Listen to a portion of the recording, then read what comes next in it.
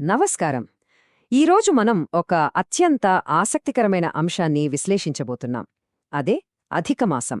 అసలు ప్రాచీన భారతీయ క్యాలెండర్ వ్యవస్థలు, అంత సంక్లిష్టమైన ఖగోళ గణితాన్ని, మన లోతైన ఆధ్యాత్మిక సంప్రదాయాలను ఎంత అద్భుతంగా మేళవించాయో తెలుసుకుంటే నిజంగా ఆశ్చర్యపోకమానం. ఆధునిక కాలంలో కూడా ఆ పద్ధతులు ఎంత ఖచ్చితత్వంతో పనిచేస్తున్నాయో చూస్తుంటే అదొక అద్భుతం అనిపిస్తుంది కదూ. ఈ విశ్లేషణలో ఈ వ్యవస్థ వెనుక ఉన్న గణిత శాస్త్రాన్ని, అలాగే దాని ఆధ్యాత్మిక విశేషాలను మనం వివరంగా అర్థం చేసుకుందాం. సరే, ఈ ప్రయాణంలో మనం ఏమేం చూడబోతున్నామో ఒకసారి త్వరగా చూద్దాం. ముందుగా ఖగోళ గణితం, ఆ తర్వాత 2026 అంచనాలు, ఆపై పవిత్ర ఆచారాలు, మరియు చివరగా పాటించాల్సిన నియమావళి గురించి మాట్లాడుకుందాం. మొదటి విభాగం ఖగోళ గణితం. అంటే అసలు సమస్య ఏమిటి, దానికి పరిష్కారమేమిటి అనేది చూద్దాం. అసలు మనకు ఎదురయ్యే ప్రధానమైన సమస్యను ఇది చాలా స్పష్టంగా వివరిస్తుంది. ఒక సౌర సంవత్సరం చూస్తే ఖచ్చితంగా 365 రోజులు 6 గంటల 11 సెకండ్లు ఉంటుంది కదా. కాని చాంద్ర సంవత్సరం మాత్రం కేవలం 354 రోజుల 9 గంటలు మాత్రమే ఉంటుంది. అంటే అర్థమేమిటి? ప్రతి ఏడాది దాదాపు 11 రోజుల వ్యత్యాసం వస్తుందన్నమాట. ఈ 11 రోజుల గ్యాప్ అలా ఏటేటా పేర్కొంటూ పోతే ఏమవుతుందో ఊహించండి. మన క్యాలెండర్ల మధ్య భారీ అంతరం ఏర్పడిపోతుంది. మరి ఈ వ్యత్యాసాన్ని సరిచేయడానికి మనవాళ్లేం చేశారు? సూర్య సిద్ధాంతం, సిద్ధాంత శిరోమణి లాంటి మన ప్రాచీన గ్రంథాలు దీనికొక అద్భుతమైన ఖగోళ పరిస్థితిని నిర్వచించాయి. అదేంటంటే, ఏ చాంద్రమాసంలోనైతే సూర్యుడు ఒక రాశి నుంచి మరో రాశిలోకి మారడో, అంటే సూర్య సంక్రాంతి జరగడో, ఆ మాసాన్నే అధిక మాసం అని పిలుస్తారు. చూసారా, ఇది కేవలం ఏదో ఒక పేరు కాదు, ఒక పక్కా సైంటిఫిక్ ఇండికేటర్. ఈ పేరుకుపోతున్న 11 రోజుల వ్యత్యాసాన్ని కనుక వదిలేస్తే కొన్నేళ్లకు అసలు ఏ ఋతువు ఏ నెలలో వస్తుందో కూడా అర్థం కాని పరిస్థితి వస్తుంది.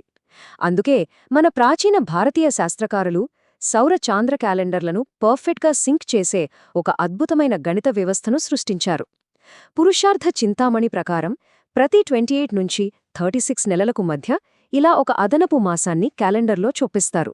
అంటే సుమారుగా చెప్పాలంటే ప్రతి 3వ సంవత్సరంలో ఈ సర్దుబాటు జరుగుతుందన్నమాట.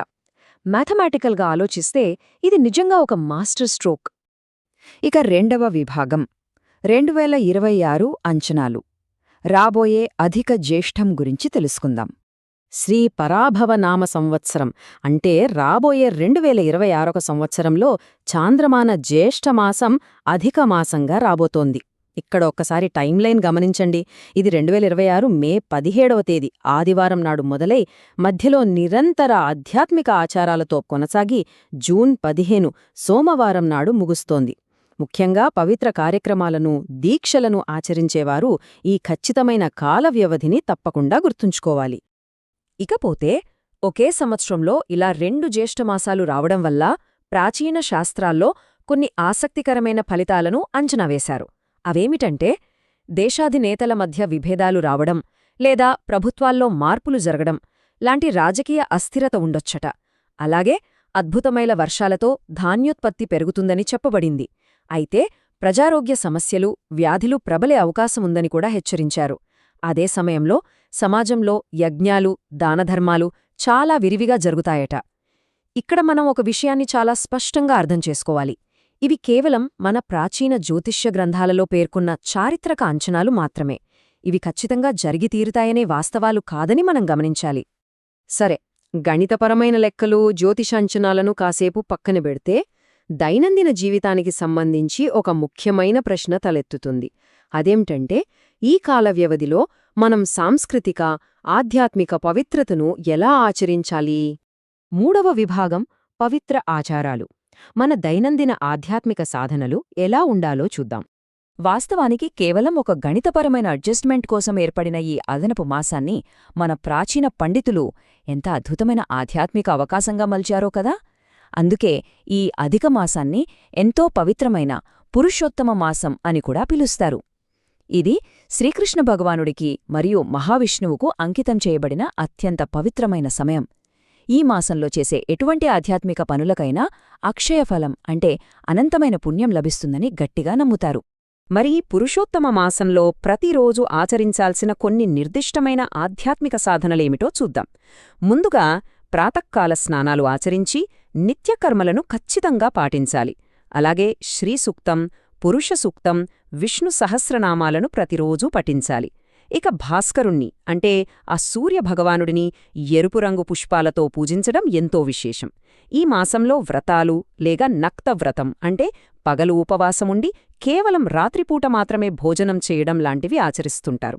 అంతేకాకుండా కంచుపాత్రలో నింపిన ధాన్యం, తాజా పండ్లు, వస్త్రాలను దానం చెయ్యాలని మన శాస్త్రాలు సూచిస్తున్నాయి. ఇక్కడ నన్ను నిజంగా ఆశ్చర్యపరిచిన విషయం ఒకటుందండి. అదే ఈ 33 అనే సంఖ్య. దానధర్మాలలో అపూపదానం అత్యంత విశిష్టమైనది.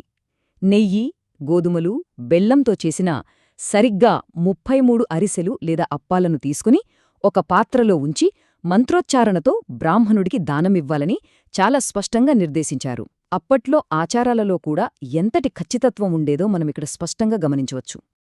నెల మొత్తం ఎంతో నియమనిష్టలతో ఆచారాలు పాటించిన తర్వాత ఈ పవిత్ర దీక్షను మాసాంతంలో ఎలా ముగించాలో కూడా చాలా స్పష్టమైన నియమాలు ఉన్నాయి.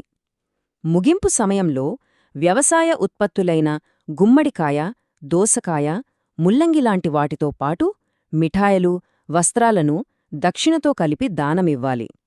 ఆ తర్వాత భగవంతునికి 3 సార్లు అర్ఘ్యం సమర్పించడంతో ఈ ఆధ్యాత్మిక సాధన సంపూర్ణంగా ముగుస్తుంది. ఇక ఆఖరిది 4వ విభాగం, నియమావళి. అంటే ఏమి చెయ్యాలి, ఏమి చెయ్యకూడదు అనేది.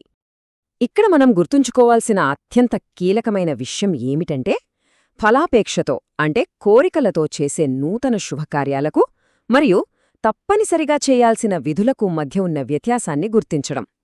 వివాహాలు, నూతన గృహప్రవేశాలు, దేవతా ప్రతిష్ఠలు, భూమి లేదా కొత్త వాహనాలు కొనడం, కొత్త బట్టలు ధరించడం లాంటివన్నీ ఈ మాసంలో పూర్తిగా నిషిద్ధం.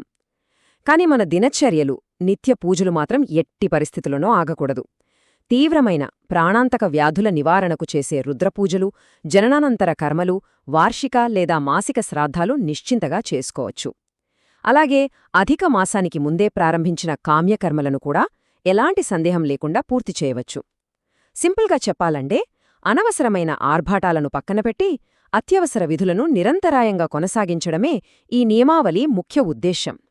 సో మనం ముగింపుకొచ్చాం. సూర్య, చంద్రుల గమనాన్ని లెక్కించి తలెత్తే గణిత వ్యత్యాసాన్ని సరిచేయడమే కాకుండా ఆ సమయాన్ని ఒక పవిత్రమైన ఆధ్యాత్మిక ప్రయాణంగా మార్చిన మన ప్రాచీన శాస్త్రవేత్తల మేధస్సు నిజంగా అద్భుతం కదూ! ఒక అధిక మాసం వెనుక దాగిన ఇంతటి ఖచ్చితమైన ఖగోళ గణితాన్ని అర్థం చేసుకున్నాక మన ప్రాచీన సంప్రదాయాలపై, వారి ఆలోచన విధానంపై గౌరవం మరింత పెరగక మానదు. దీని గురించి మీరేమనుకుంటున్నారు? ఆలోచించండి.